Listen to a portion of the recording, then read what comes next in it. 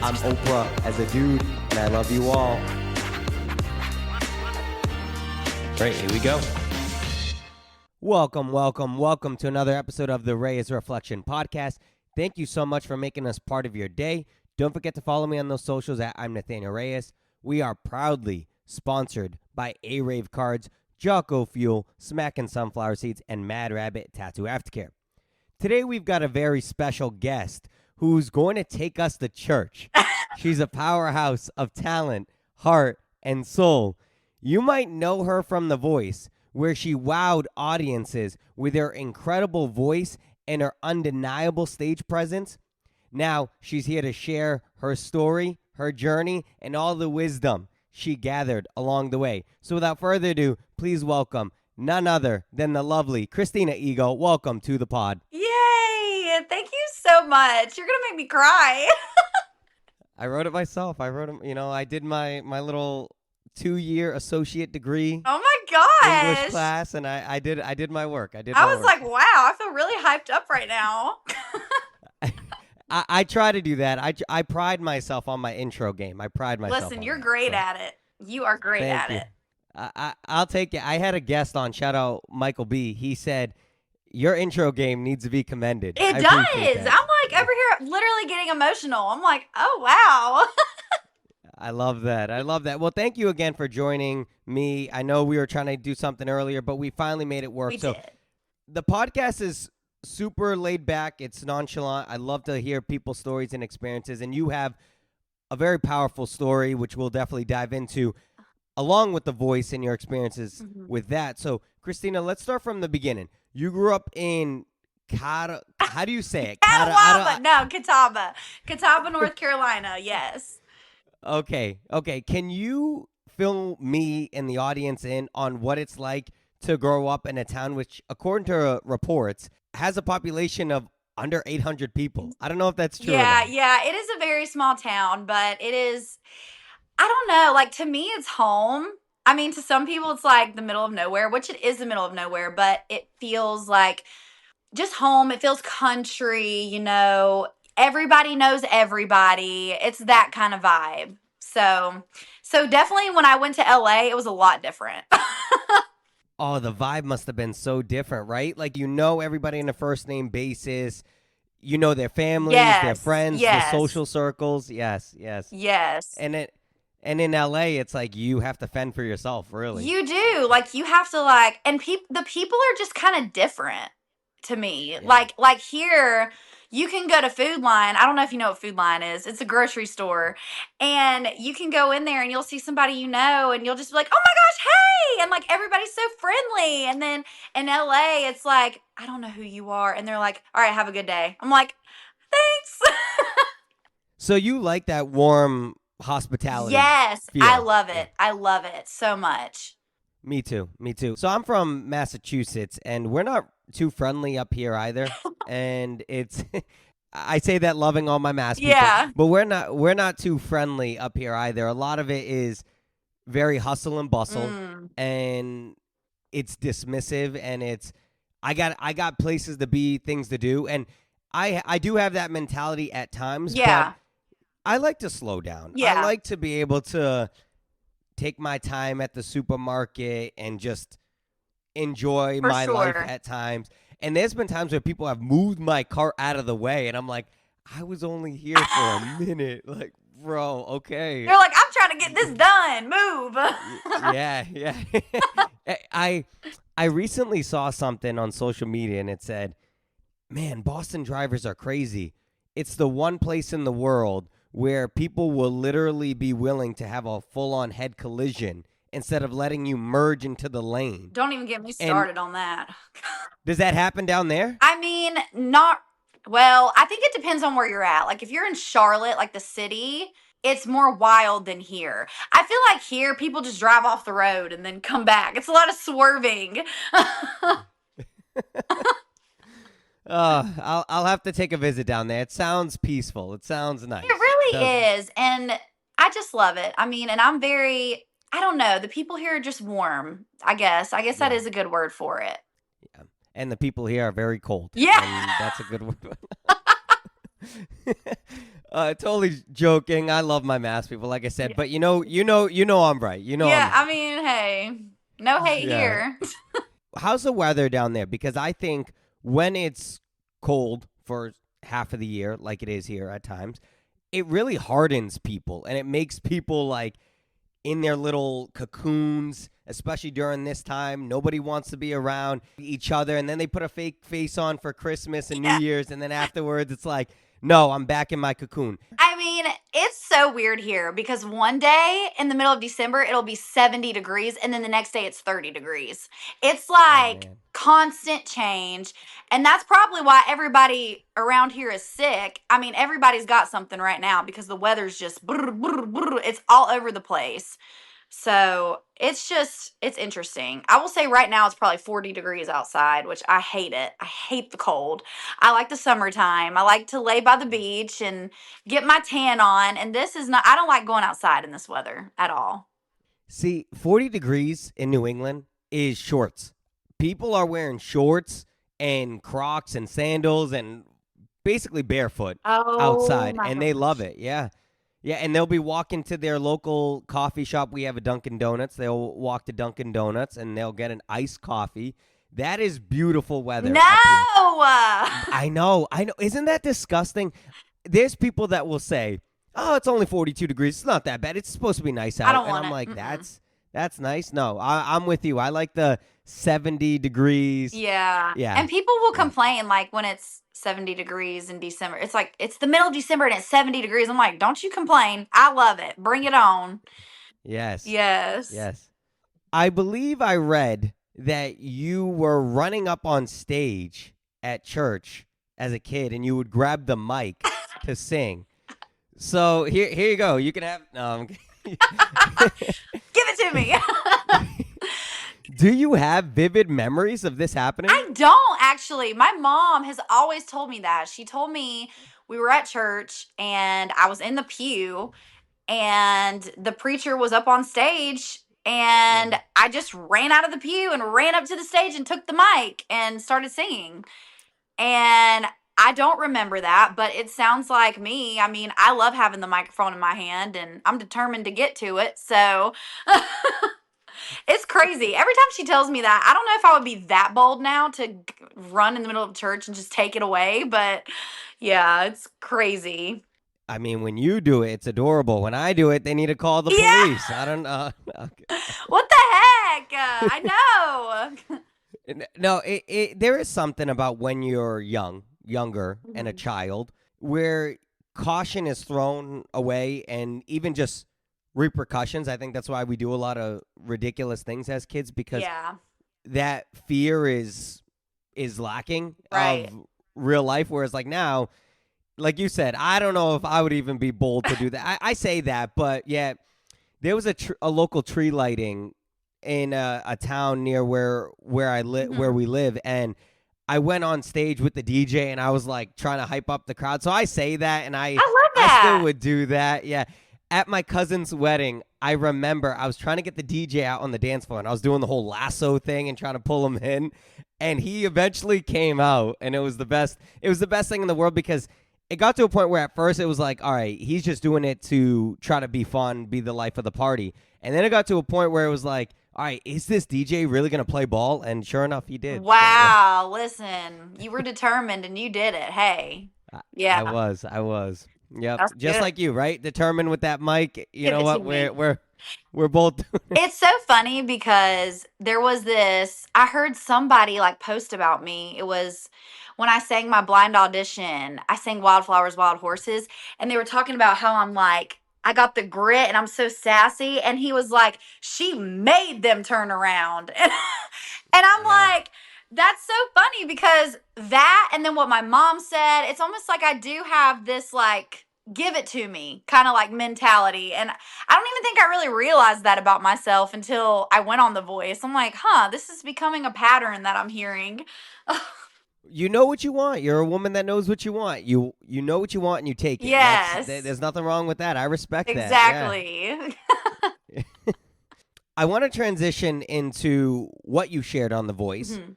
which is your early days in life. You had a very heartbreaking start Yeah. to your early days in life. where you lost both of your biological parents very early. Yeah. I know when you're a child, most of us just know life as it is, right? We're living it and we just know it as it is.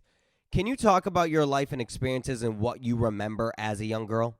Yeah. So, you know, of course I don't remember my parents, but I don't remember ever not knowing what happened to them.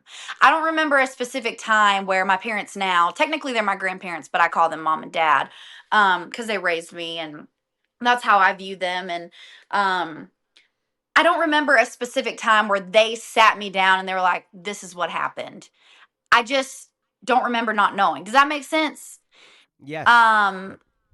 And I just remember, you know, all throughout my life, my parents have just told me about how they were. I mean, more so about my mom.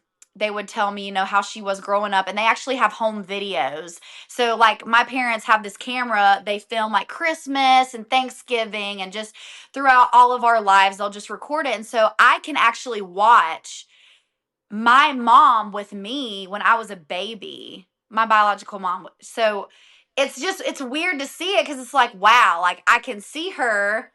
And I guess it's like today we have phones, so like we can record everything. But back then they just had them big old cameras that they record with. And so I'm just watching myself as a child on the screen with my mom, and it's like overwhelming. It's like emotional. But yeah, you know, I was raised in a good home, you know. My parents raised me right. You know, I believe in God. I love Jesus. Like, and not that I haven't had struggles. I have. And I can remember, and again, it's kind of like what you said, where you just, when you're raised a certain way, you don't know anything different. Like with my parents dying, that's how it is. Like, I don't know it to be any way different. And I do remember, because a few years ago, I really, really, really struggled with anxiety bad, like to the point where I was scared to even leave my room. I was like, if I take one wrong move, something bad's going to happen to me. Like, I was terrified. And I'm laughing now, but at the time, it was so paralyzing. Like, I cried every day just in fear. And I remember somebody saying to me, they were like, have you ever prayed about what happened to your parents? And I was like, I mean, I don't feel like it's a big deal, but I don't know any different. But I was like, you know what? Let me just pray about it.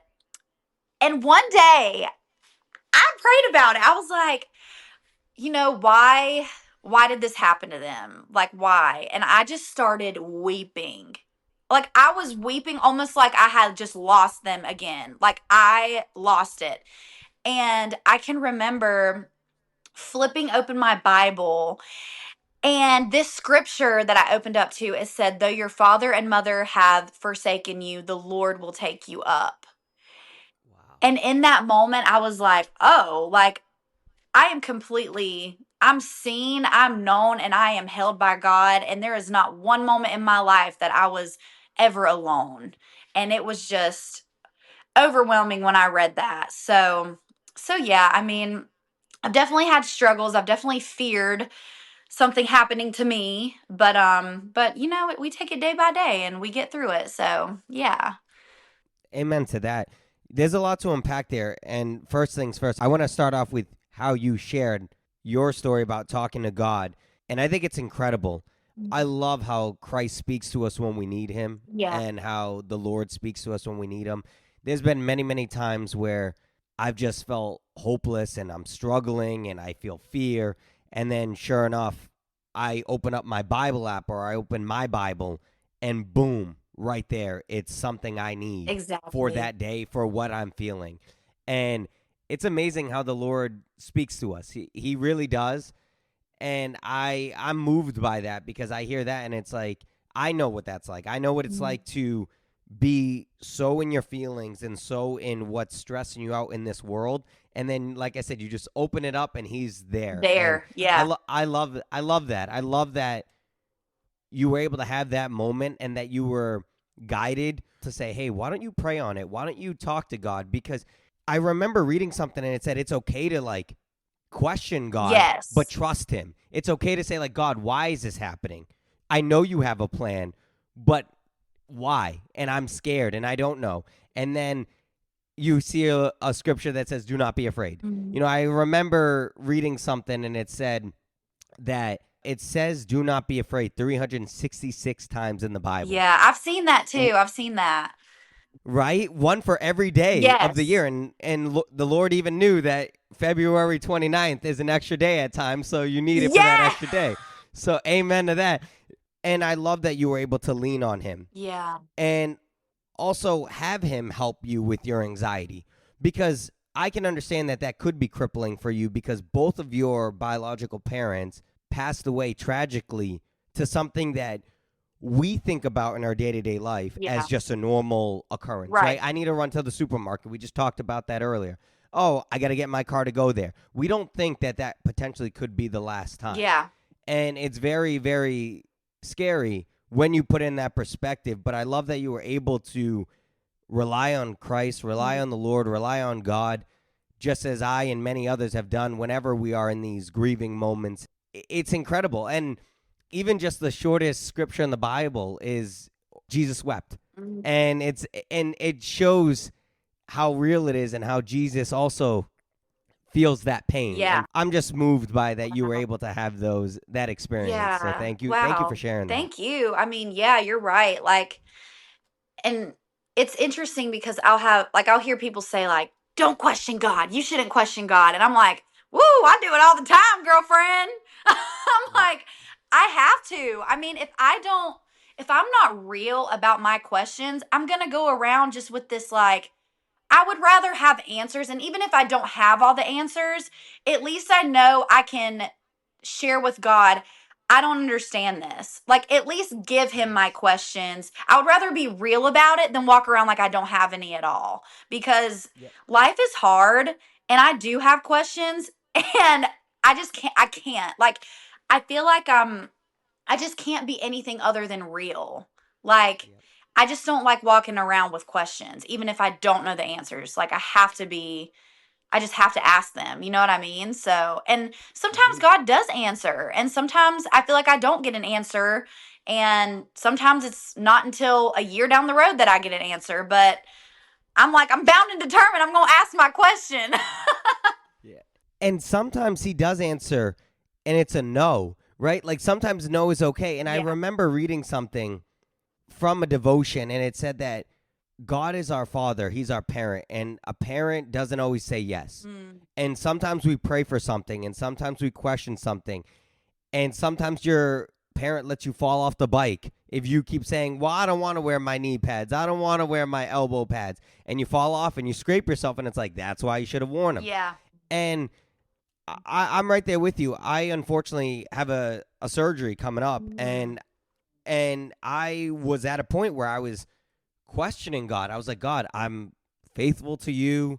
I do my best to be an ambassador for you. Why do I need to go through this? Why?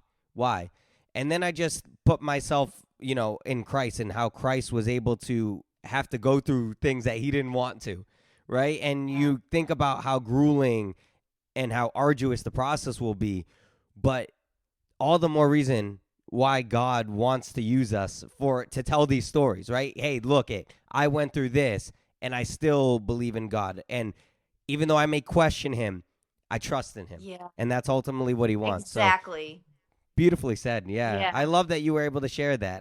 I'm a firm believer in my faith, and I went through a time where I thought I knew all the answers, and I went down this agnostic path where I thought I could figure it on my own, and then I turned back to Christ. And I'm so glad that I was able to be forgiven, the prodigal son, right? Yeah. He left, he came back, and that's every story means something to me. So when I hear you saying that you put your faith in God, I think about everything that you went through, and I couldn't imagine that, and you're still able to put your faith in God, and it's very moving and inspiring. So thank you, Christina. I appreciate you sharing that. Thank you. I can't do it without him. I mean, I just can't. Like, I would be, like, even thinking about the anxiety I went through, and I'm still, it's a battle every day, but it's like, I don't know how in the world I would do it without him, because when I pray, it's like you said, sometimes when you open your Bible app, you get a scripture that you needed that day. And if I didn't have those things, Oh Lord, I don't even know where I would be. I really don't. Yeah. No, I can only speak from myself, right? Like I said, when I went down this agnostic path where I thought I knew all the answers and I was smarter than everyone and blah, blah, blah. Now I look back and I was like, I was so foolish. I didn't know anything. I thought I did. I thought I was this bold, brazen, intelligent person. And now I look back and I'm like, I'm so embarrassed. I was a fool. I was a clown. But that's repentance, right? That's turning back to God and saying, look it, I'm a mess. I remember somebody who said to me, he was like, well, it's easy because, when you believe in God, it's, you act like you're perfect or something to that effect. And I remember saying to him, I said, no, my friend, I don't turn to God because I know I'm perfect. I turn to God because I know I'm imperfect. Exactly. And Woo! And he's perfect. Yeah. That's right. Ooh, I told you, I said in the intro, we're going to take you to church. We did. You knew. Listen, that is good right there. It's so true. I know, and it makes me sad because I have dealt with that, and I have been that person because in the past I thought I had to be this perfect person, and I had to do this, and I had to do this, and I had to make sure everybody around me was doing the right thing. And that's how I was like in high school. And now if I could go back, I would not be that person because that's not right. It's like, why am I over here telling what's her name to not go home with what's his face when I'm over here on Snapchat? I'm like, I have no room to judge anybody. It's like, but yeah, high school stuff, always fun.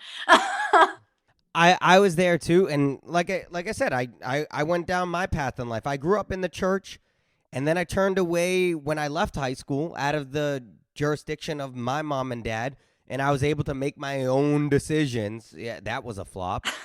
And then and then I turned back when I got a little older and smartened up, and life hit me upside the head and said, you better stop acting like a fool. Yeah. God was like, look at all these consequences. You really want to go down this path? You need to turn your life around. And so I completely agree with you because I've been there. I was there. I was that kid that was like, oh, well, look at you. And here I am, doing things behind closed doors and making it seem like that I was all better than everybody else. I'm no better. And similarly to you, I remember being called out and rebuked by a teen pastor we had at the time. And he was like, Jesus hung out with like, I don't want to say bad people, but sinners. People who were sinners, right? People who were struggling.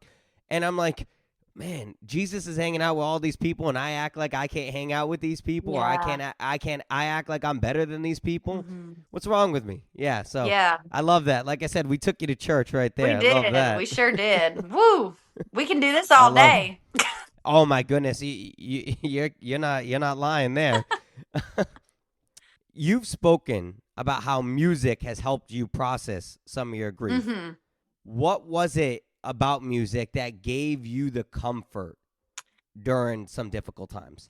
Yeah, music is everything to me. And, even like just as simple, like as a song coming on the radio. And it's kind of like the scriptures when you open up and it's exactly what you need. It's almost like the songs. Like I'll get songs that just come on the radio and it's exactly what I need. And not only that, but like for me now, especially now, writing music, I like to write music all the time. And just writing exactly what I'm feeling in the moment has really helped me, even through like breakups. Like, oh, listen, I got a lot of breakup songs. Some of these men out here ain't gonna be happy, but it's whatever, because it does help me get through that. And there's nothing like it. And especially just like, there's something about being in my car, driving down the road and just blaring my music. It just puts me, I don't know how to explain it. It just brings me comfort and peace. And I just can't live without it. So. Yeah. It's funny how music just has that effect on people. Like there's a playlist I have for when I know I want to work out and I want to just crush a workout.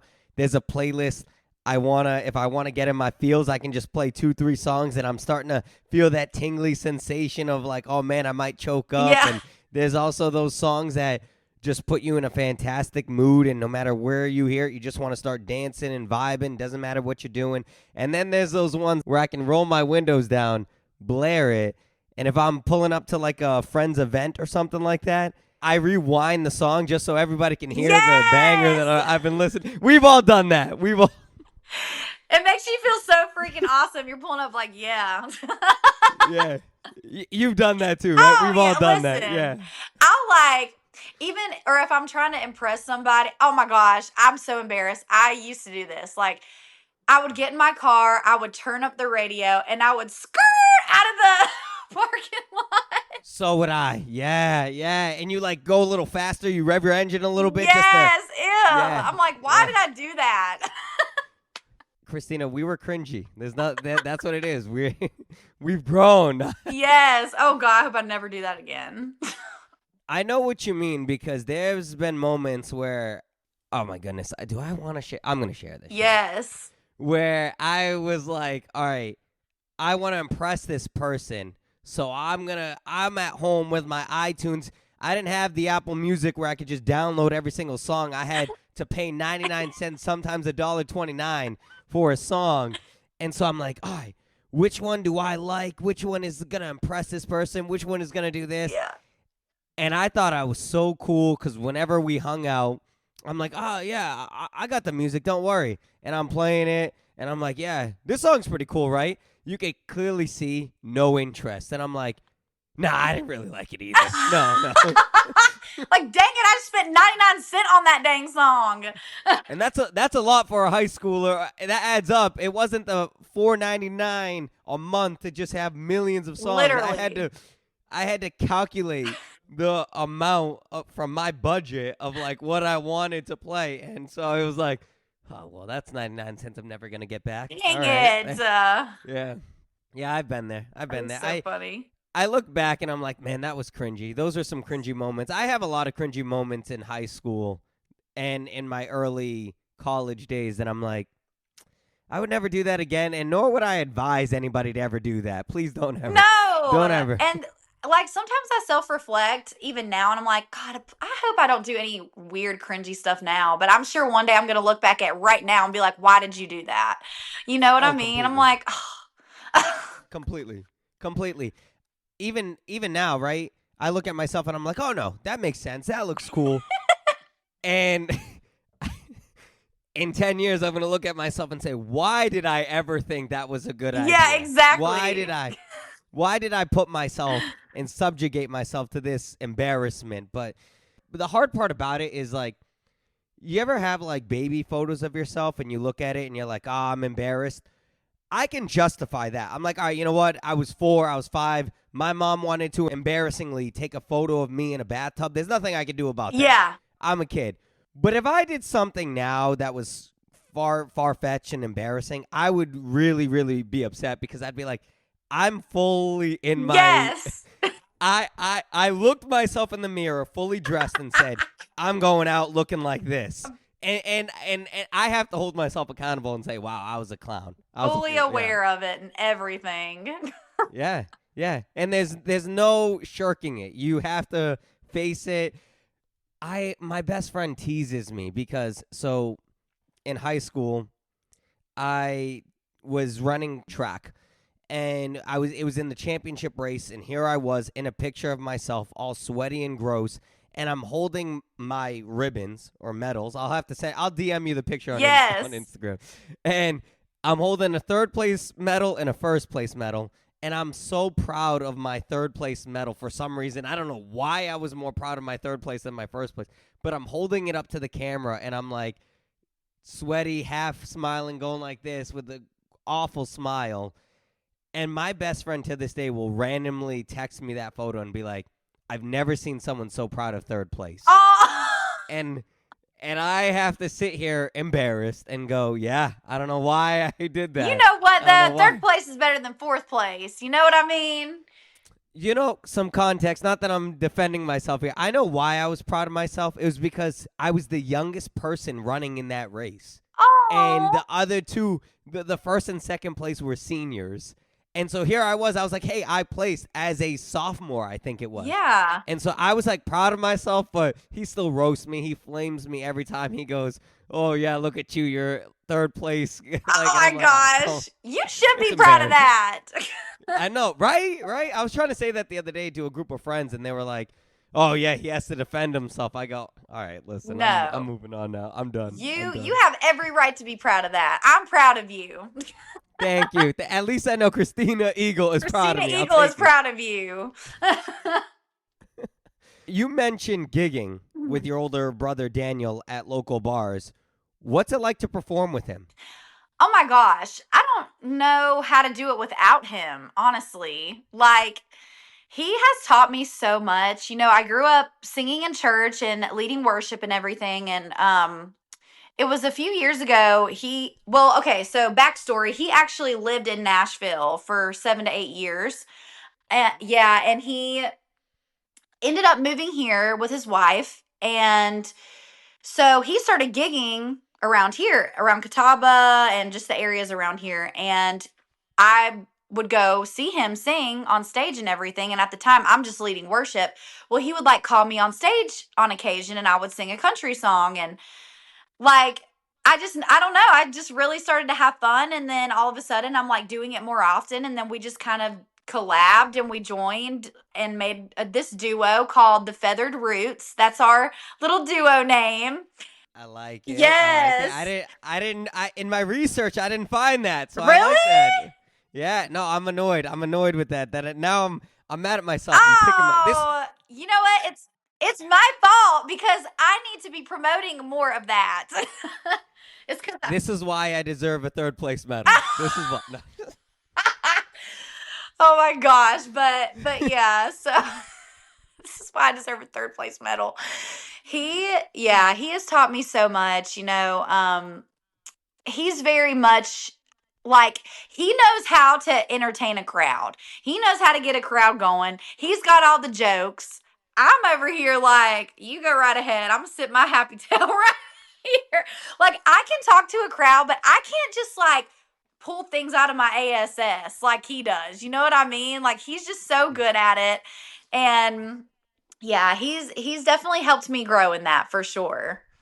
I don't know. I feel like you're pretty funny. I don't know if you've ever been told that. I feel like really? You're pretty funny. I'm laughing a lot. Yes. Well, thank you. I probably just get it from him, honestly. You get your inspiration from him. I like that. Yes. All right, let's transition now into your lengthy time on The Voice. Oh, yeah. How did you decide to audition for the show, and what was that process like? Yeah, so I auditioned when I was about 15 and didn't get it. My mom drove me all the way to Nashville. We waited in that long dang line for hours. I made the first little round. And then the second one, I didn't get it. And I was so devastated. I thought my dreams were crushed. And time went on. And I think it was October, I had been, gigging before this with my brother and singing karaoke at bars. Love that. Love singing karaoke. And a lot of people, I just noticed it differently last year. I felt like a lot of people were saying, you need to go on The Voice. You need to audition for The Voice. And I kept hearing it. And I was like, you know what? Like, let me just think about this. And I remembered somebody had actually sent me a Facebook link. And I was a receptionist at the time. And I remember sitting at my desk and I was like, I'm just going to go home and I'm going to do this. So I went home that day and it happened to be that day were the auditions. And so I clicked the link and I sang My Church by Maren Morris.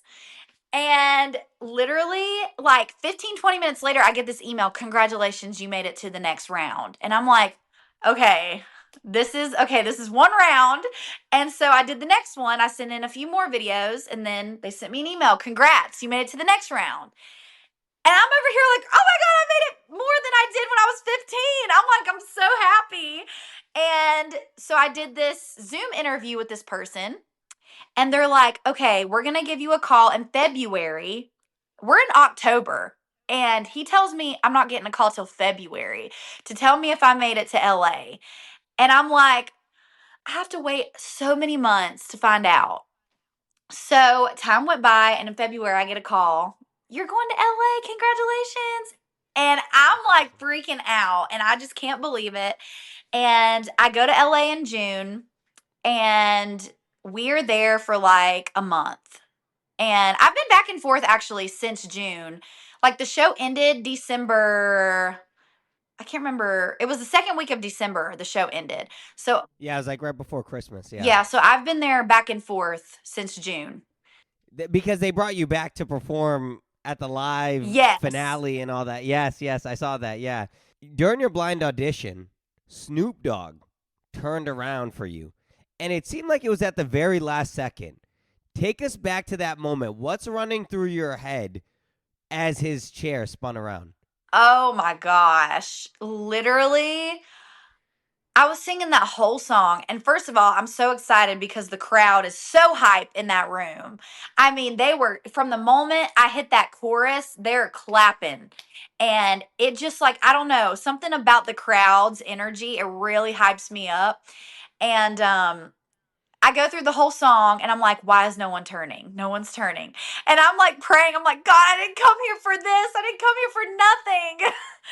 And last second, I see his chair spin and I just scream because I thought it was over. Like, I thought I'm not getting a chair turn. And when I see Snoop Dogg of all of them turn, I'm like, yes, that's my boy. I'm just over the moon because it's everything I've ever dreamed of. You know, that moment was just, I don't care if it was one chair. Like, it was incredible to me. And it's Snoop's chair out of everyone. Yeah. Yes. One of the things I really liked about him this past season is, in my experience of watching the show, anytime there's been an R&B guy or a hip-hop guy, they've stuck to their lane. They don't really deviate too far from their own genre, which is understandable. It's fine, right? It's hard to go to country, and I wouldn't necessarily categorize you as country, but I think your twang kind of says it, you know. But I think he was able to recognize the talent over just the genre, which I think brought a refreshing take to this past season, in my opinion. And I think for many others, just listening to them, they were like, why is Snoop there? That's a little different. And it really was a nice change of pace, because it was like, oh, okay, even though everyone knows him as Snoop Doggy Dogg and all that, here he is, and he would say, he's like, I don't care. I'm here for talent. I don't care who you are. I don't care what genre you sing.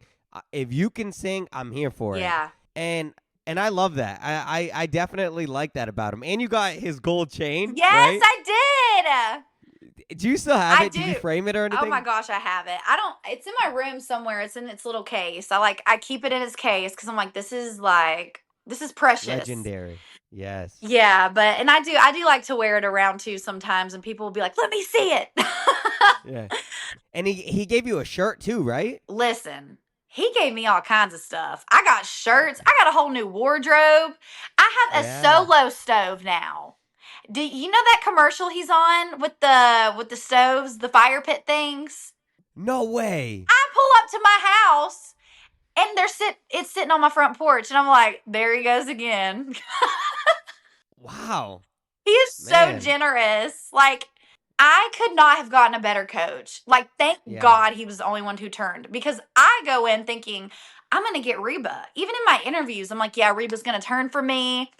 That's my girl. Like, that's the one right there. And she didn't turn, which is okay. And, you know, him of all of them. And I had the same thoughts. I'm like, Snoop Dogg, this is different.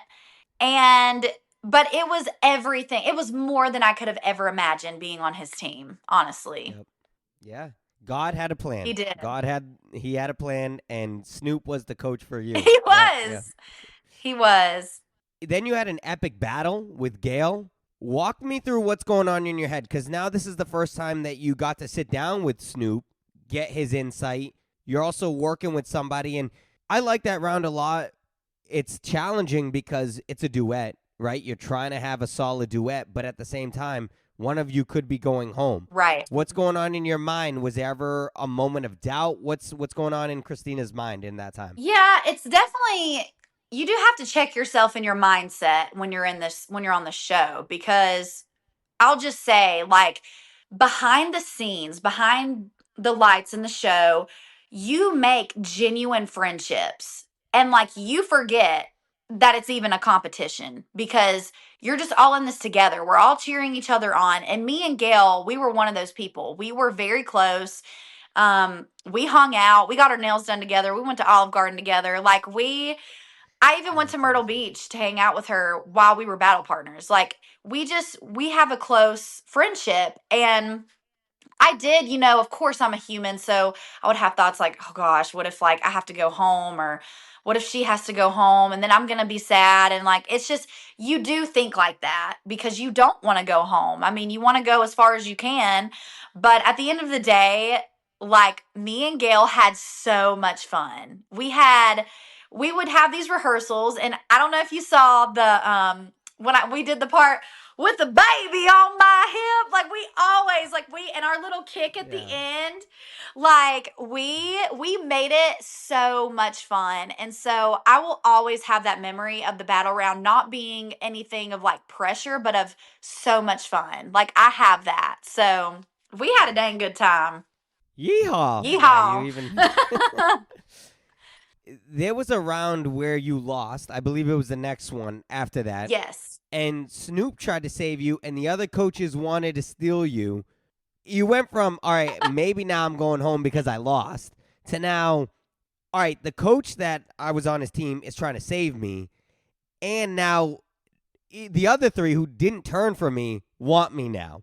Walk me through your headspace. What's going on? Oh my gosh. So I did not expect all of them to be bam, bam, bam, bam. When I heard that, I was taken back because I just didn't expect it. I hoped that Snoop would save me, because I'm like, Snoop, me and you we're tight. We're family now. You can't let me go. So that's what I'm thinking. But to see all of them, I was just blown away. And I don't know if you saw, but Gwen loved me. I mean, she hyped me up so much. And honestly, it was hard because I knew I felt like Snoop was my family and I didn't want to leave him. And then I also was like, but Gwen really freaking loves me, and I can tell. But I couldn't leave Snoop's side. I just couldn't. I'm like, that is my family now. I cannot leave him. I have to stay with Snoop. Like, it was a little tough, not gonna lie, but I love that man. So yeah, Uncle Snoop, right? He is Unc status. He is. Yeah. In the midst of your time on the show, you performed during the time when the hurricane had tragically struck the North Carolina area. How did you keep your focus during such a chaotic time? Oh my gosh, it was crazy because I was in California still when actually it hit. And I had seen some things on social media about it, but I didn't realize how bad it was until I actually got home. And I'm like, there's helicopters flying through the air. There's donation sites at every gas station and at churches. And I'm like, oh my gosh. And there's trees down in my area, which is nothing compared to the mountains. People lost their homes. Families lost each other. And people were stuck in their homes. It was really, really bad. And it was hard. It broke my heart. And honestly, I shared this on one of my interviews on The Voice. Somebody commented on one of my videos when my show aired. They were like, this is exactly the positivity North Carolina needed right now after all of this. Wow. And I was like, wow, if my little bit of singing on The Voice can bring some sense of positivity, like, thank you, God, because it was so bad. It was devastating. Yeah, I saw a lot of videos on TikTok and on Instagram where houses are flooded. I think I saw one where a guy tried getting into his house, and then he opened the door and there's gators in his living room. I'm like, I couldn't, and it was dark. All the lights were out. You can't see. I'm like, wow, I couldn't fathom Yeah. going through all that. It's interesting how where you were, it was just a few trees knocked down. Yeah. But 45 minutes away, there's life or death tragedies happening Literally. right there. I'm like, Yeah. I never expected that. I mean, coming home, it was just really bad. And it really broke my heart. I mean, it was all over the news. I mean, and I never did get the chance to go there, but I did have some family that went there and some friends, and they just talked about how bad it was. They were like, "You don't want to come here, Christina." Like, Yeah. yeah, and they're still, they're rebuilding, but it was tragic for sure. Aside from that, are all your family and friends that you know of relatively safe from Oh that yeah, time? we're all Okay. good. Everyone here is safe. We all live in the same little area, so it didn't really hit us that hard. Thank God. Thank God. And I feel sorry, and I'm praying for anybody else affected from that time. That was a very challenging time. Sure. You made it all the way to the live performances, but unfortunately got eliminated. How did you keep yourself grounded despite all the excitement, pressure, maybe imposter syndrome? How does Christina keep herself centered? Yeah, that's a really good question because so when I got eliminated, I was very grateful, and for my last chance song, I sang "Heart Like a Truck" by Lainey Wilson, and in that moment, I was like, you know what? If this is my last song, I'm taking it all in. Like, I don't know if you noticed, but I was so relaxed in that song because it was like, I freaking did this thing. Like, I made it this far, and the crowd, it's just like their faces. My family was in the audience. I was like, I'm dang taking this all in. And I don't know. It was just such a blessing. But I will say, it was hard. It was hard, not just the elimination part. It was more so, I think, the whole experience just coming to an end. Like, because you meet all these friends and you're going home and you're like, you don't know when you're going to see them again. And also, honestly, I did get a lot of hate on the Man I Feel Like a Woman, on it wasn't not Heart Like a Truck, the last song I did, but the one before that for the actual semifinals. I got a lot of hate on that. I'm like, dang, y'all are mean. Like, it was hard. Are you comfortable talking about some of that hate? Yes. Like what do you mean? What was happening? Oh, so it was just okay. Definitely I was excited because I do love Man I Feel Like a Woman. It's a hype song, and did I want to sing a soft song? Yeah, I wanted to have my moment to sing a ballad. But that didn't end up happening, and I was okay with that. Like, Man I Feel Like a Woman is a fun song, and I had so much fun singing it, the crowd, everything. It was great. But as soon as I got off the stage, I made the biggest mistake of my life. And I opened up my phone and I start reading the comments. And I'm like, dang it, I shouldn't have did that. Because people just don't care. They don't care what they say. And they're like, what was that? That was horrible. Or like, she did not deserve to be there. How did she get eliminated? Or how did she make it to the lives? And, it was hard because I had the time of my life on that stage. I had the best time. And then when I read those comments, it was like defeat. And, people tell you don't read the comments because it really doesn't matter. We all got it. Like, everybody got hate.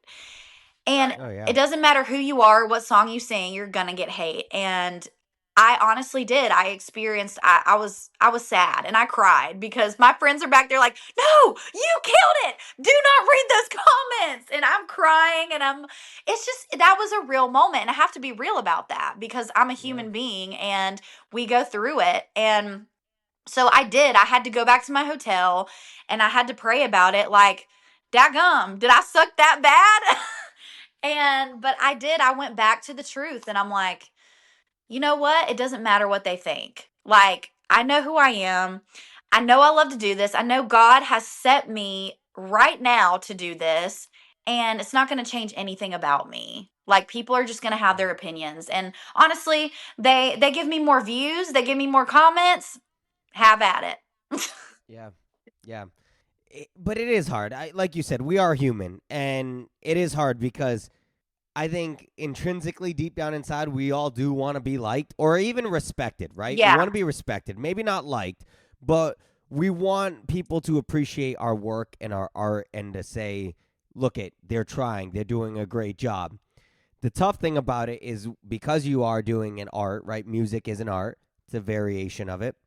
There's going to be criticism. There's going to be people that go, that's not really my scene. I don't really like that. We would hope that people would just keep it at that, right? Oh, not really my cup of tea of a song. But unfortunately, sometimes you see it, and it's so heartbreaking to see you suck, you don't belong here, you'll never amount to it. When I find that when I read comments like that or I see comments like that, a lot of times it's just people who are afraid to take that risk, and so they're projecting.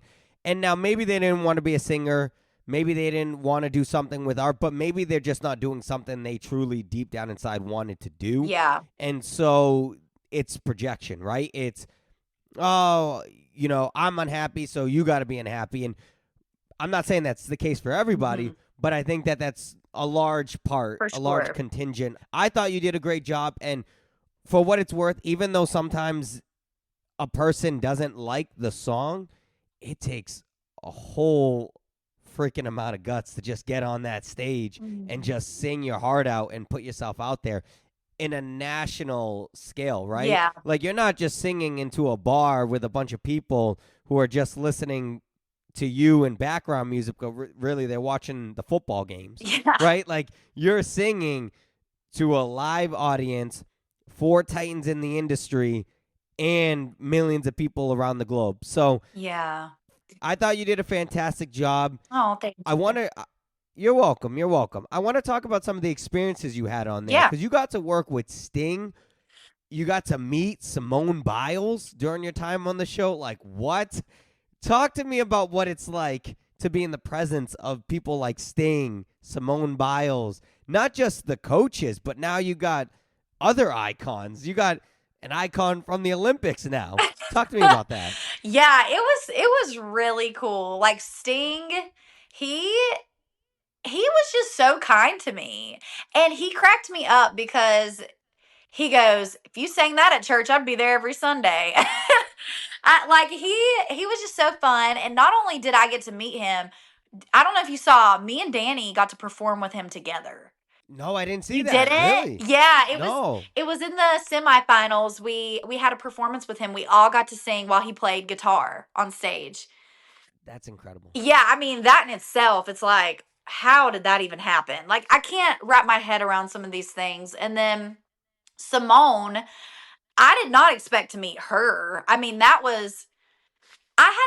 had always, read about her and saw her online and everything. And I knew her story because she was raised kind of like I was by her grandparents. And so when I saw her, I don't know what took over me, but I think I just, like, that popped up in my head and I just started crying. Like, seeing someone like her and like what she does and knowing that, she's gone through hard times too. It just, I don't know. It was overwhelming. And I felt like we had a true moment on the stage together. And so it was really cool. It was really, I still can't believe I met them. It's just so crazy. Yeah, like, not only do I have Snoop sending me a bunch of care packages, I have Sting. I met an Olympic gold medalist who is by many people viewed as the greatest women's gymnast of all time. Yes. So, yes.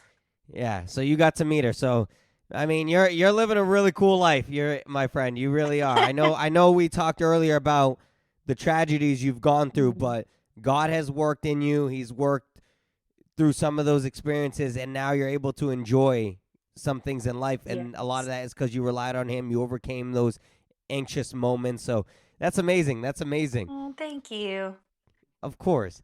Can you share any fun behind the scene moments you may have had with Snoop that we didn't get to see on TV? Yeah, so oh my gosh. He's just amazing. Like I never thought of him as this person that I met. Like he's just so genuine. He's so real. He feels safe. Like you give him a hug and it's like, "Oh my gosh, you just feel so safe." Like and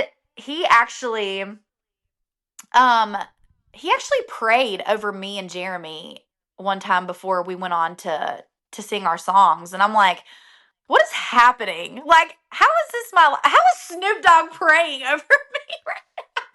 Wow. But yeah, and I did get to go to one of his shows too. I was able to do that and God, that man, he knows how to perform too. I mean, he's just awesome. He's so cool. Yeah, yeah. Wow, that's really, really awesome that he was able to pray for you and Jeremy, and wow. So yeah, some really cool moments. Yeah. I think you had a fantastic 2024, and now 2025 is just going to be that much better. We're just going to keep going up from here. We are. You are right. I'm taking that. I'll receive that. Yes, I love it. I love it. Let's end with some burning questions then. We'll have some fun here. All right. I wrote these down. Okay. Great. Could be good, could be bad. No. You've been given the chance to collaborate on a song with any cartoon character. Who do you choose? Cartoon character. Yeah. Why did I immediately think SpongeBob? Yes, I knew. I was hoping because when I wrote that down, I go, who would I do it? Patrick Star. That's who I would collab with. Yes. Oh my gosh, because I sing SpongeBob all the time. Like when I'm ordering a pizza, I'll sing the Krusty Krab pizza is the like I'll just sing things from that all the time. So yes, that's it. That's it. It's funny how we're at a point in our lives where a lot of my dialogue is references to SpongeBob. You know, whenever you see chocolate, Yes! like you think about these things. And I know I talked earlier about how I was discouraged about my injury and the surgery that I need, but then I make a joke about it because I go, well, it's because I have glass bones and paper skin. And it's just all these references you can make because of SpongeBob. So It's with great. that, SpongeBob, yeah, thank you for being a great part of my childhood and my life. I really appreciate it. Right, exactly. You seem like a really upbeat and positive person. What's your secret to staying that way, even when times are tough? I always believe God restores. And I always believe, it's cheesy, but at the same time, it's true. There's always a rainbow after the storm. I mean, and there's a song by Ann Wilson called Rain in the Rear View. And I don't know if you ever heard it. It's so good. And it's come on my playlist a few times, but it literally says, leave the rain in the rear view. Don't stop until your eyes see the clear view. Like, you're gonna get to that dang clear view. Like, and I also read another post. I could go on and on, but it said, it's hard to give up and it's also hard to keep going. I would rather keep going because when you keep going, you're going to see the blessings that come from it. If you give up, there's no point in giving up. Like, you're not going to win giving up. Just keep going. I mean, I have seen the restoration. I mean, just from seeing my life a few years ago, I was trapped in my room, in my mind, just so scared. And then now this year or last year, I'm on the freaking Voice. I'm like, because I kept going and I kept trusting that God had a beautiful plan for me. And I'm seeing the fruits of that. And so that's why I like to stay positive. Yeah. And you're interviewed by arguably one of the best podcasters ever. No, yes, I am. I'm going to review you best podcaster ever. Yes, I'll take it. You know what? I will take it. Some of the things that I love about doing this is I've heard from some people that I've interviewed is they say, you're better than just the regular conversations. You actually are like, it's not the generic questions. It's like, let's have a conversation. Yes. Let's talk. Let's have fun. And that's That's what I'm about. I prefer these candid conversations in my opinion. I Yeah, find and them you're not enriching. afraid to like go deep with what we're talking about. You're not afraid. Like you're really real too, I feel like. So, yeah, you're great at this. Thank you. Thank you. You know, I'm just the kid who got in trouble for talking too much in class, and I'm trying to make it a career. That's all it is. And I'm the kid that got in trouble for singing all the time. So, And we're both just making our passion our vocation. There's nothing wrong with that. There you exactly. go. If you had a superpower for a day, what would it be and why? Oh my gosh, So, I immediately thought fly. I just oh, so you would fly. I would fly, I think, because like the freedom, like if you ever look at a bird in the air, they're just so free. Like I want to feel that and I want to like look around, look at the view. Like I think that would be it. I think that would be it. Yeah. Have you ever, goodness, why can't I think off the top of my head? When you jump out of an airplane, what's that called? Skydiving? Okay, that's what it is. Have you ever No, skydived? but I don't want to do that. So that is kind of No? funny. And it's funny that I want to fly now that I'm thinking about it because my last name is Eagle. I don't know why I just put that together, but no, skydiving, that's like, I hate the way my stomach feels when I'm dropping. I don't like to Oh, drop. yeah. I like to soar. Okay. So you're cool with going this way, but not Yes. plummeting Not, down. no. Mm. Gotcha. I'm good on Gotcha. that. Okay. I know what you mean because that feeling, even when you're on a roller coaster and you just plummet down, it's like, whoa, like I don't like it. everything comes. Yeah, I'm not. I find that sometimes I feel that feeling even when I'm just doing like a big hill drive. Has that ever happened to you? Yes. Yeah, sometimes I'm like, ooh, I don't know if I like this. I don't Ooh, like I don't it. like this. No. Yeah. Let's Okay. soar. Let's soar instead. I like that. Let's soar up instead of plummet down. I Yes. like that. All right. I like that. Eagle. All right. Fly. No. You said that you're broke and happy, which is such a refreshing take on life. What does happiness truly mean to you?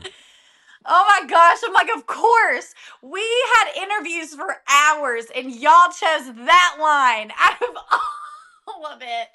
Yes, honestly. Yeah, I mean, I don't have a full-time job. I literally just sing. So that's all I do. And I don't know. I'm just happy because I'm doing what I love to do.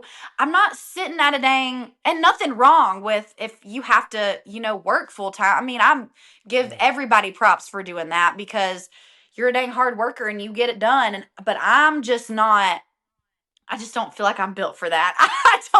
I don't like sitting at a desk, like just doing nothing. And I'm just doing what I love. And so it makes me happy to do what I love. I would rather do what I love and be happy than not do what I love and be miserable. So Yeah. even if I'm Yeah. a little broke, it's okay. That's right. You're rich in other ways, right? Exactly. That's what it is. Yep. Perfect. If your life was made into a movie, who would you cast to play you? Oh, golly. Who would I cast? I immediately thought Hannah Montana. Oh, Miley? Yeah, Miley Cyrus? Yeah. I mean, No, not Miley? Hannah Montana and Miley Cyrus, I feel like are two different people. Kind of. I could see that. I could see. You know what? You don't even have to say anything. You've already convinced me. You've already flipped me on that. Yeah. Yeah, I retract my statement. I think that's accurate. I Because think that they're two which separate people. I love Miley Cyrus too. Like I Yeah. love her and I love her voice. Her voice is just so, I could listen to her all day. But there's something about Hannah Montana. She's a dang pop star. And just the way she is on the stage, like, and I guess when I think of a movie, I think about me being on a stage. My personal life, that would probably be a different story. But like, she's a dang pop star on that stage and everybody loves her. And it's like, I don't know. I just thought about her and I watched her growing up my whole life. So And she's got the best of both worlds. she does. Exactly. What's the most embarrassing song on your playlist? Oh, Lord. What is the most embarrassing song? I mean, Golly, I don't even know. I need to think about that. All right, let's pull up our phones right now. Let's let no. I'm just, No, listen, all right, I can. Oh, you can't. Oh, wait. Hold on. No, because your phone's the camera, and it'll. I forgot it'll go about that. off, won't it? Yeah, I forgot about that. Okay, you escape this one for now. You know, I'll tell we'll have you. to do it. I Okay, mean, okay. I can't remember what it's called. I think it's You can always sing it. You can always sing it. I am such, like I said, like I get in my feels with music. And so like when I go through a breakup or something, I listen to sad breakup songs and I'll like repeat it. I think that's the embarrassing part is like I'll repeat that sucker 10 times while I'm in the car. If I got a dang hour drive home, I'm just listening to that one song the whole time. I've done that. I've been there. Yeah. I know what that's like. I know what that's like. I've been there. Yeah, and it's on repeat, and you don't let it quite finish to the end, but you still just start all the way, and you're like, I gotta re-listen to rewind, because it puts me in my feels. Yeah. But embarrassing song, like I don't know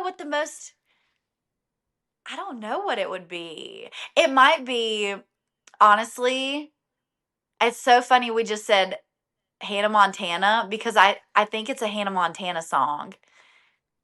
And I played it after I started seeing my friends go home from The Voice. It's a sad Hannah Montana song, and I can't remember what it's called. Okay. It's not If We Were a Movie? No. No. You know that. I can't remember what it is. It's not When I Look at You. That's Miley Cyrus. But here we are now. Everything's about to change. Oh, I do know, but why can't I think of it? Yes. All right, I'm looking it up right now. I'll look it up right tomorrow. So I'm moving on, letting go, holding on to tomorrow. What is that song? I'm looking it up right now. Montana. Okay. Oh, I gotta. Wherever I Go. Here we go. Let's see. Yeah, Wherever I Go. Yes, because I listened to that one. There's also We Can't Stop that just pulled up under that. I don't know why. Oh man, that's a banger. That's a Miley song. That's not a Hannah Montana. No, that's Miley. Yeah. No, I'm with you. Mine would be a Camp Rock song. Oh yeah. That's pretty. The Camp Rock finale. Yes. That's the first one. That's pretty.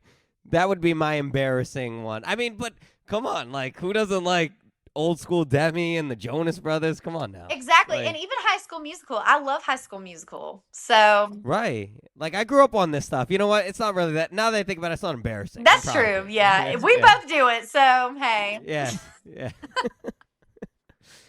All right, I got another question for you. Okay. You can instantly have any talent outside of singing. What talent are you choosing and why? Lord, I was about to say cook. Cause listen, Are you a bad? Is that a talent? Is cooking a talent? Yeah. Oh, that's what I would say personally. I'm an awful cook. Awful cook. Yeah, oh my gosh, I want to be a good cook. Yeah. And maybe it's because I don't do it often, and that's why, but like, I feel like every time I go to cook something, it does not turn out good. Or like the last time, I just tried to make hamburger helper, and I made it. I mean, I did the whole thing. It looked amazing. The freaking milk was out of date, and I just bought it that day. Oh, and I had my friend coming over. I'm like, girl, I'm going to make you dinner. Like, the milk was out of date, and I had to throw it all away. I'm like, we're going to Cookout. We went to Cookout that night. And that, I swear, something like that happens to me every time I try to cook. Okay. I thought you were going to say you somehow messed up the hamburger helper. But embarrassingly, I have messed up microwavable cup mac and cheese. Oh, no! Yeah, I know. Okay. I'm not a good cook at all. I'm not a good chef. Like, I'm not a person that could, like, just whip something up. You know, like, that's what I mean. It's a talent, right? Like, if somebody sees an egg, rice, and a bunch of fixins, they can go, don't worry, I'll fix something up. I can't do that. That's not me. Yeah. But I can make a buffalo chicken dip. That's about it. But hey, in the crock pot, I can do that. that's my and I'm proud favorite about right that. there. I'm proud about that. Yes. I get good reviews on that. I'm proud about that. Hey, So I mean, you can do that. That's all that matters because that stuff is good. I mean, I can make a good breakfast. I can do that. Oh, But dinner, okay. listen, we going out. And I know it's Yeah. expensive, but I would rather pay money than today have to pay all this money and then throw the food away. I mean, gosh. We're doing Uber Eats over spoiled milk. We that's for are. sure.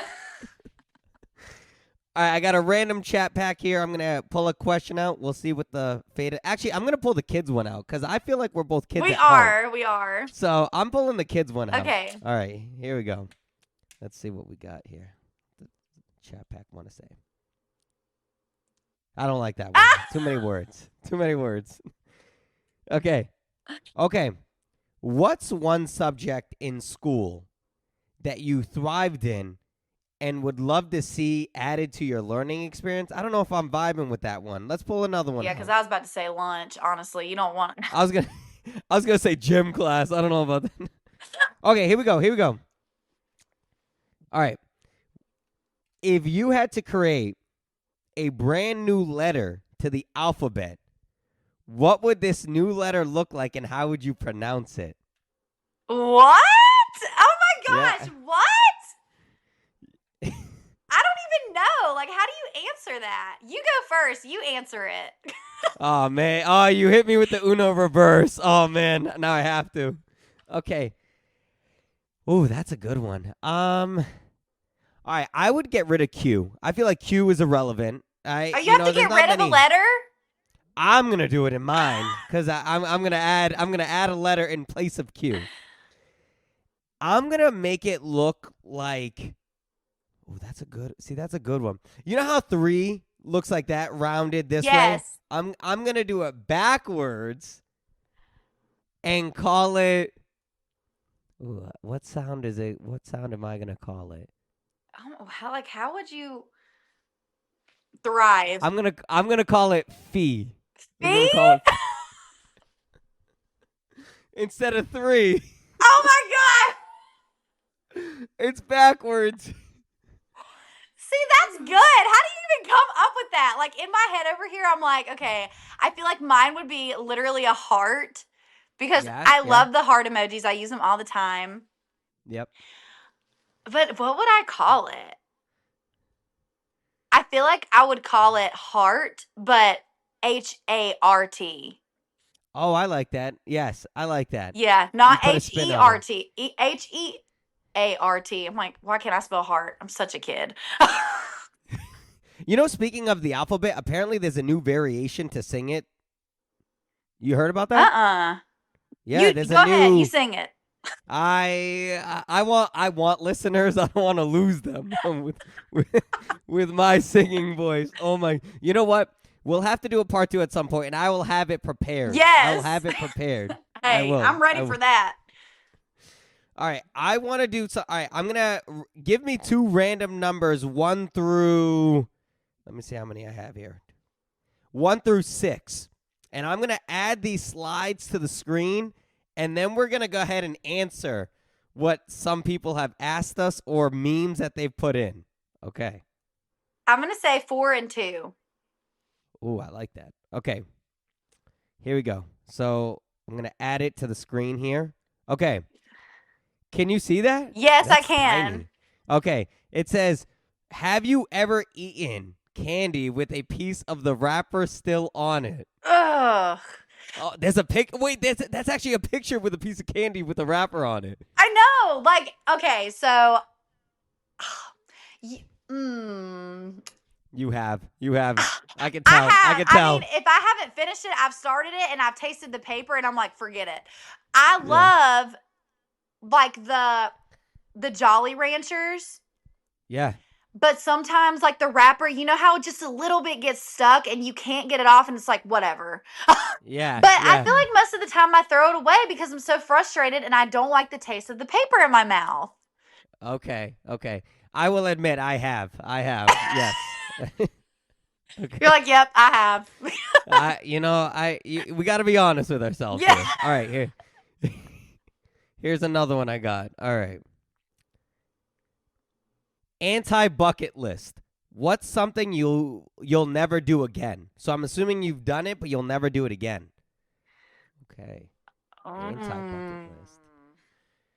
What's something I've done? Golly, I've done a lot of dang things that I never want to do again. Oh boy, yeah, right. Seriously. Golly, why am I like this? The fact that as soon as I read that, my mind went to dating. You're like, I've done dating, and it's my anti-bucket list. I will never do it again. I'm done dating and getting my heart broken. You're like, my heart belongs to Jesus. That's a good line. Listen, if somebody said that to me, my heart belonged to Jesus, I'd be like, I'm good. I'm good with that, and I'm okay with that. I'm being second place to that. That's fine. I'm good with it. Yes. You win. Okay, so you would say dating. Okay. Well, wait, not dating. I'm just tired of getting my heart broken. It hurts. Okay. Yeah. I'm tired of getting my Okay. heart broken. All right, I'm with it. All right. I don't know what's an anti-bucket list for me. I don't know. That's a good one. I don't know. I don't really like. I'm trying to think of things I don't really like that I would never want to do again.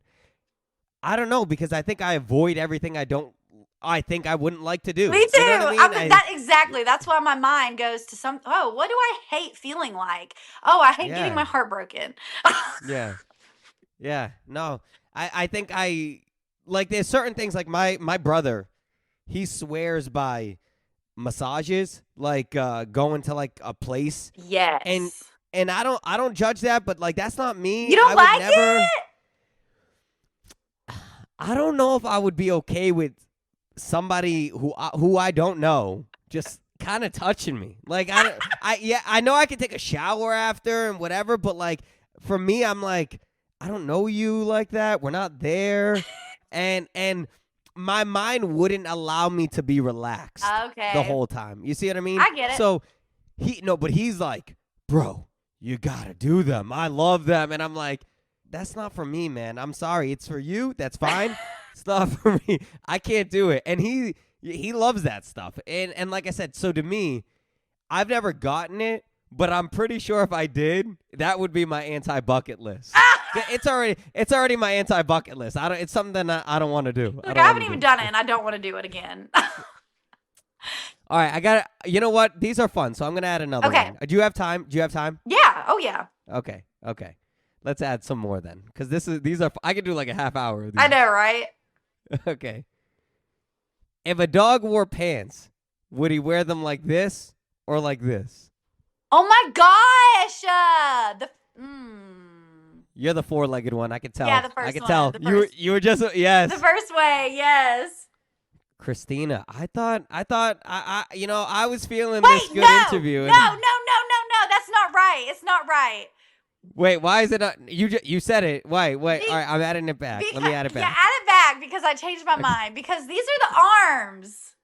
Yeah, that's what I'm saying. Yeah, yes. Because my brain was like, no, the second way is definitely right immediately. But then I was like, wait, are they both legs? But then I'm like, no. Yeah, dogs, the front paws are their hands. That's what they use them as hands. Yes, the second way. That's it. All right, you know what? This is just a side question that I have for you, because my best friend tries to, ask me which one I'd prefer. Would you rather go your whole life with no hands or no feet? Oh gosh. Oh my gosh. Maybe that my walking. I like to walk, but I also use my hand. Why is it so hard? It is hard, right? I feel like I like to. If I don't have feet, I'm gonna be paralyzed. Like I can't walk. I feel like my hands. Yeah, me too. The obvious answer is hands. Him and I have a full-blown argument because he's like, no, it's feet. And I go, what? And I go, the obvious answer is hands. You need your feet to move around. You do. You can't do anything at all if you don't have feet. I was like, you got to be able to run in case something happens, All right. I got another one for you then, because these are fun. They are fun. Okay. Who's winning in a brutal street fight to the death, Remy or Stuart Little? Stuart Little. You think so? I don't know. I don't know about that. I'm I feel only like saying Remy's it from the because I love streets. him. I do love Stuart Little, though. Yeah, but come on. Is Homeboy really doing anything in that sweater? I mean, come on now. Yeah, he gonna get too high. He gonna have to take that thing off while he's running. Stuart Little. Meanwhile, he's like a black belt in Taekwondo. I love Stuart Little. I'm standing by it. I love him. You're sticking with Stuart Yes. Little. I like it. You know what? I respect it. Yes. I do. All right. Here we go. What is the next bite in the sandwich? A, B, or C? Oh my. B. Oh, obviously. Yep. Yep. Great answer. Okay. Yep. No debate there. Nope. No debate Nope. there. That's it. All right, we got last one here. Who is the weakest link in the group? Fred, Velma, Scooby, Shaggy, or Daphne? The weakest link. Yes. Like, who would you get rid of? Oh my god. Who would I get rid of? Like, who would I get rid of personally? Not necessarily like a fact that this is the weakest link. Right, yes. You personally. What's your take? I feel like I could get rid of Fred. Really? Yeah. Okay. Because I can't. Velma, I love the rest of them. And Scooby, I can't get rid of Scooby. No. Scooby, if anybody ever says Scooby that they would get rid of him, Something's wrong. I would trust nothing they say in life. No, if I'm to be ever. honest. Like, why? What's wrong with you? Yes, exactly. Shaggy, you need Shaggy for Scooby. See, Yes. I'm not against you. I'm just I could get rid of either Fred or Daphne for me. Daphne, personally. okay. I can get rid of either of those. Wait, two, are they the 'cause two ones? I think Daphne's a redhead. She's let me the add redhead, it, okay. Let me add it back. Yeah, Oh, Daphne's she's a redhead. got red hair, not blonde hair. Okay. Yeah. Yep. Okay. Yep. I was about to say, what you got against blondes? What? Just kidding. I dyed my hair blonde. Really? A year and a half ago. I did. It's all grown out. It's in a man bun up here. Oh, It's all grown out. wow. Yeah. But I did. I'll have to send you that picture as well as my third place medal. Yes, send me all the pics. All right. All the embarrassment. Yes.